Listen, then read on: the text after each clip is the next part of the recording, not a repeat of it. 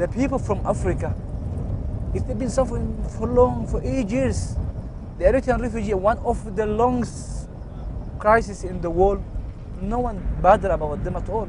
They are human, they are people, they have right for life. And our duty, like, they are our brothers in Islam, our brothers in humanity. So our responsibility to make the awareness of this issue.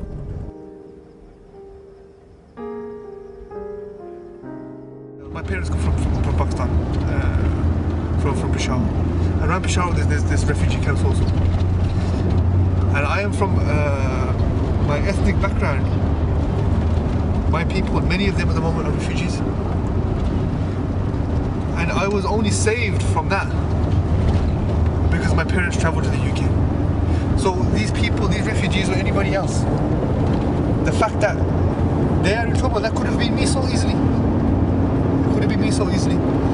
And if I was in that position and I was in that situation and somebody could do something to help me, how would I not expect them to come? How would I not expect them to come?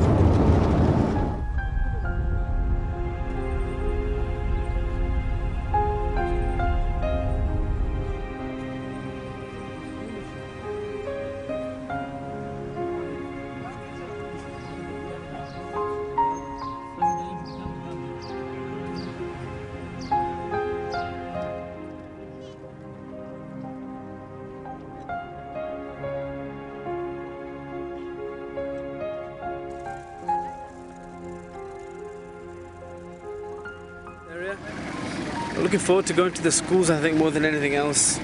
Just to see, I mean, being a teacher myself, being in that profession and just wanting to know how they're teaching and just how the children are really.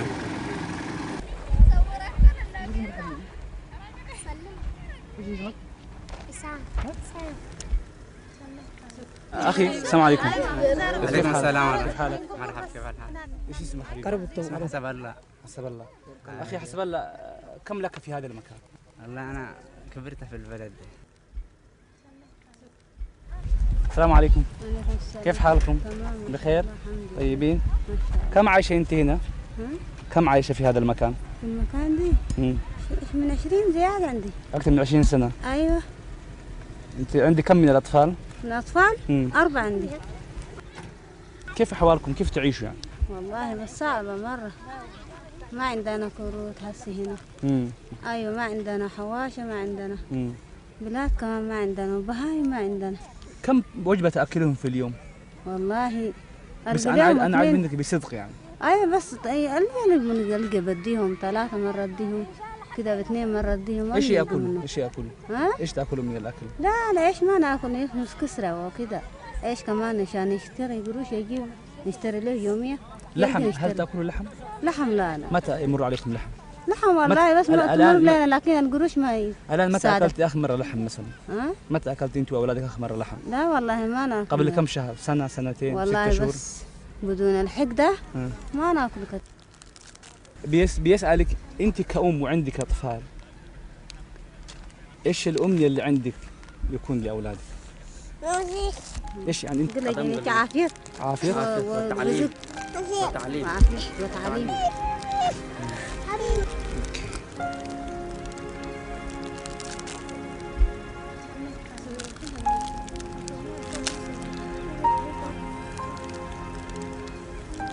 This is a boys' school that we've just arrived at, and we've just been speaking to the head teacher of the school, the principal, and he's just been describing some of the conditions, okay, within the school.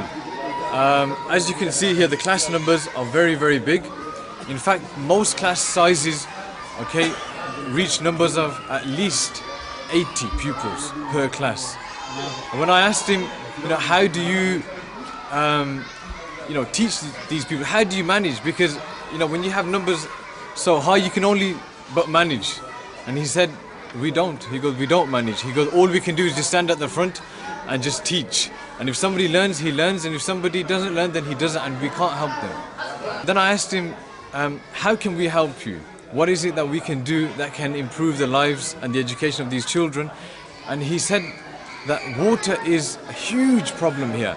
And if you listen carefully, you can hear the children in the classrooms over there, okay, making a lot of noise, okay, you can hear them screaming, and that's because, why? Because they need water, they can't concentrate. And he said that is a huge problem, not just for the children here, but for the staff. You know, I mean, subhanAllah, how can you expect, okay, children to learn in such conditions? And I'm pretty sure they're maybe not even all the same age range. Let alone maybe in a class of 80, you have probably up to 10 different ability levels. How does a teacher ever cater for that? Majority of us are teachers in the UK. The reason why I've come here today is to find out about the education that you are receiving and the difficulties that you face. And we are going to, inshallah, take this message back to the UK and to the Muslim population in the UK and everybody else who we meet. And we are going to say that the children in these camps in Eastern Sudan are being taught with 65 to 80 children in each class. We are then going to say that they're being taught with 1 or 2 books. Okay? And inshallah we're going to go back and we're going to relay this message to the people, and we're going to try very, very hard to raise funds for you so you can have the best education possible for you, inshallah. One last thing I want to say. Here you have very little. And when we go around to the classrooms, we still see you very happy. And that makes us feel very emotional. ركز معنا.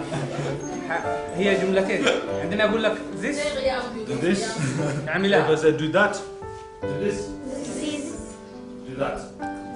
No, don't. Do this. Do that.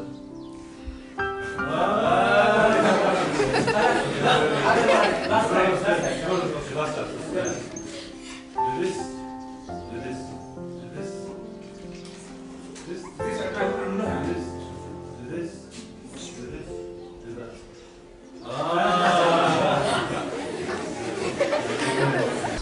As you can see, I'm sat with the head teacher of this girls' school. When I asked her about the situation, okay, of the actual girls here, she said that one of the biggest difficulties they face is a lack of food. She said the food they eat is, if you can imagine, getting some flour and mixing it with maybe a little water and oil on top. That's if they're lucky, they will get that. Some days they go without food completely. She's orphan, she have missed her father 2 years ago. In this age, she covering the responsibility for family.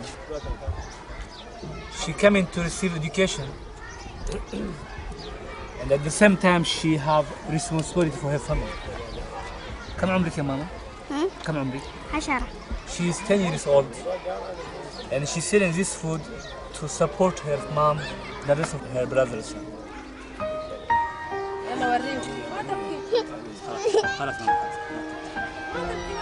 تبكي ما تبكي انا ما قاعد اسمع انا ما سألتك عشان تبكي اسمعي انا ما سألتك عشان تبكي خلاص ما تبكي خلاص. He's saying, just I remember my father, and she cried. If she had father today, she could have who can look after her. And put yourself as you are in this situation, brother friend. How do you write it in this action, please?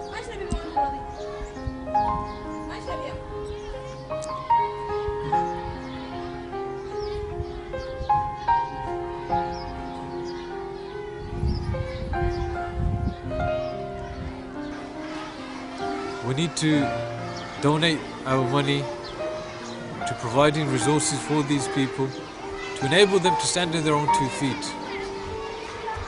So please, don't turn your backs on them.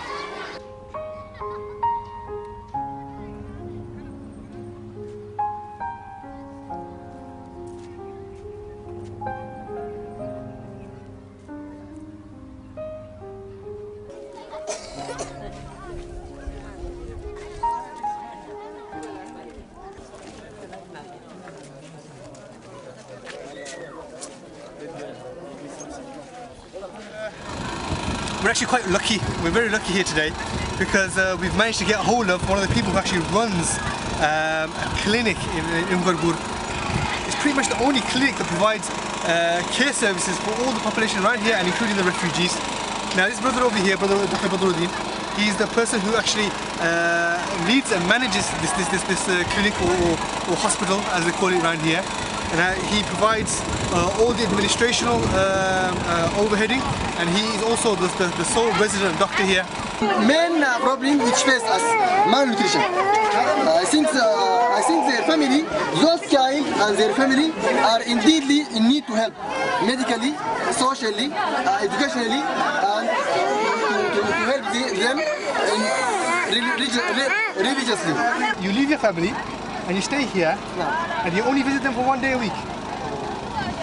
Surely it is so difficult, but I hope that I help my brothers in religious and Islam whom are refugee and indeedly need to help and need from knowledge people whom are study medicine. And he does this by choice. It's amazing.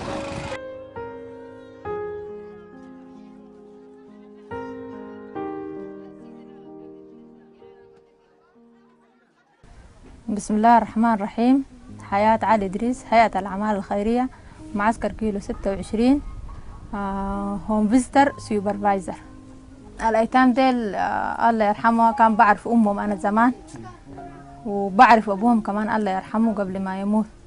فأنا أتذكر من أنا كنت شغال هنا في ألف وجيت ماشية بالشارع، لقيت هنا الناس يكوركوا. لما جيت خاشة لقيت أمهم هي شنو قاعد تموت، كان في لحظة الموت. فإحنا جينا ووقفت كده في راسه وشفناها. بعد ذاك يعني شنو اليوم ذاك هي ما ماتت. والله الأولاد ديل حياتهم صعبة، ظروفهم صعبة جد كده.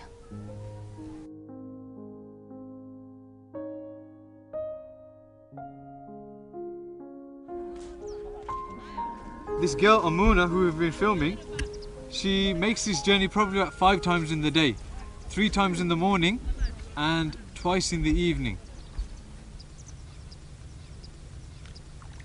The water is mixed with the mud. Okay, you find all sorts of materials in here. I can't believe that this girl takes this water home for her family to drink from. And you imagine having to drink from the same water that you're standing in. Okay, the same water that the cattle are drinking from, the same water that the cattle actually stand in.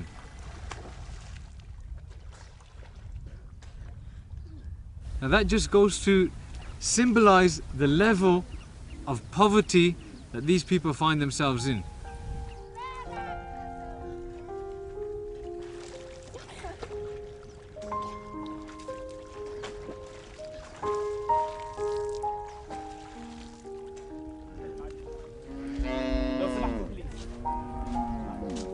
Now the journey to this particular water is about 20 minutes at least.